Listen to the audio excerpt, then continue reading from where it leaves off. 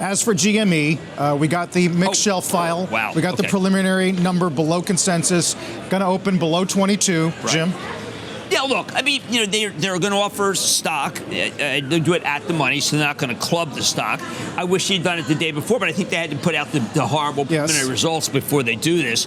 And when the thing, you know, there's a lot of things wrong with GameStop that we never talk about. We talk about the kitty litter, whatever it is, the fresh step that this guy's making at $30 this morning.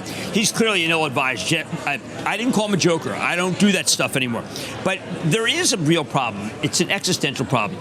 For instance, you know, the NCAA, the new games coming out, it was delayed, you know, because of the NILs. And I follow this stuff pretty closely because everybody in the office is looking for it. Now, if you pre-order it, if you download it, it comes immediately. All right? If you go to GameStop, it's 1 to 3 days. So, and it's same price. So what is the advantage of GameStop? Well, you might want the disc because you might want to go to a friend's place, have a sleepover. He doesn't have it. Sure. So maybe it's okay to have a 3-day wait. Otherwise, why not just download it for the same price? Right. And that's the existential crisis. That's why what's great about GameStop is they could close it. They could close it. And then we wouldn't have to mess with it anymore because it's irrelevant, Carl. It is irrelevant. So whatever, and I matched it against Best Buy. And every single price, Assassin's Creed, there's 72 different Assassin's Creed. They're all the same price. But if I go to Best Buy, I can also get the refreshed PC with the AI assistant. So is this all about extending and pretending then? Whatever hay they're able to make? That's good. Well, I'm not saying. Well, I mean, Brian Cohen, maybe he's using the Bed Bath & Beyond model. I miss my Bed Bath & Beyond model. It's a pickleball court. Wait a second. That's a better use for it. I just think the GameStop, I mean, I remember when I went to the Livingston Mall, which was that in itself an experience, and there was a GameStop on the first level and a GameStop on the second level, and I was thinking, are you kidding me? So I think that it's fighting for relevance. I think it became the stock. It made sense to short it, other than the fact that they overly shorted it. But it's an existential crisis. It's been since I had Paul Raines on, where he was trying to make it into the late Paul Raines was fabulous, make it into a swag store. Carl, look at the prices. They're no different from Best Buy. Look at the time that it takes. It's no better to have it if you have Xbox and just download it. And everyone who's playing with it, I urge them to go to one. I urge them to use it. And I think they would say, you know what, we ought to switch, and we should do it with Foot Locker. Let's go on Foot Locker. You know, I mean, they need to go to another one. Let's pick another retailer that is struggling for relevance, but at least has a CEO that understands the business. I mean, really, I can go to the mall and I can find 20 other stores that are better, most of which are covered today by Matt Boss's piece. Yep. And, I mean, at least, Kohrs bought Sephora. They got the right to have Sephora. They didn't buy it. And that changed it. GameStop has to they have to do something so different. So, I don't know. Like maybe with Petco. You're not joking. Something outside the box. Oh, no, there's nothing there. Yeah. There's nothing. Hey, let's have Strauss Zelnick on. You ask him about why GameStop exists. Not a bad idea. And I think it's going to be a head scratcher. Yeah.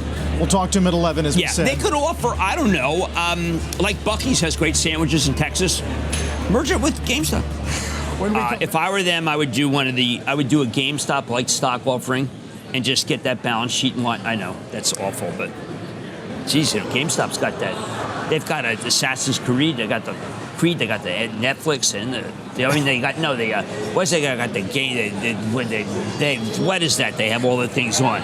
Twitch! They got the game, Assassin's Creed Twitch, you need a Twitch show. You need a show on Twitch. I am told that Twitch version, which you can get on Best Buy, same price, but in Amazon, you can get the Twitch version. We'll get you a big fat mic, and you can do Twitch for as long as you want. There's no going to break.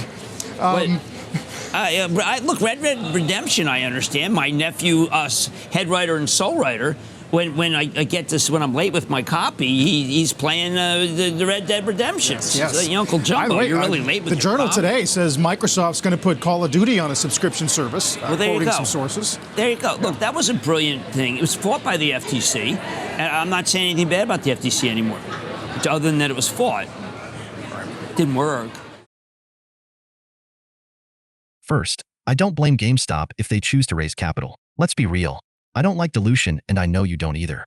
At the same time, I don't blame GameStop for raising capital. After all, capital formation is the whole point of the stock market existing in the first place. Over the past few years, GameStop has made great progress in cutting costs and improving efficiency. This is the first step for the company to make a turnaround, and they have made great progress in this regard. Now, regarding GameStop's business model moving forward, I think there are really three options here as to how GameStop moves forward. Either A, they keep everything the way it is currently, B, they push hard into selling some type of new physical product since physical product cannot be downloaded, or C, they offer a new digital product or service to customers. Those are the three options GameStop has moving forward when it comes to the company's business model. Whatever GameStop chooses to do in the future, I think we all understand that the recent rally in GME stock and AMC stock did not happen because of the fundamentals of either company. We all understand this. I find it interesting that the recent rally brought to light a lot of the things we've seen in the past. The financial press trashing individual investors, regulators sitting on their hands doing nothing, and former regulators so detached from reality that they start questioning whether or not a random guy on the internet should be allowed to post memes. All of this happens because the large firms on Wall Street and their paid actors in the financial press do not want the individual investor to succeed. Instead, they want the individual investor to be dependent on them for financial advice as to which stocks they should buy or sell. They cannot stand to see GameStop or AMC rally because GME stock and AMC stock are both representative of the individual retail investor, and they do not want individual investors making decisions on their own. Instead, they want individual investors to make financial decisions based on what they say about the markets, which stocks they say to buy or sell, and when they say to buy or sell those stocks. Many individual investors understand this.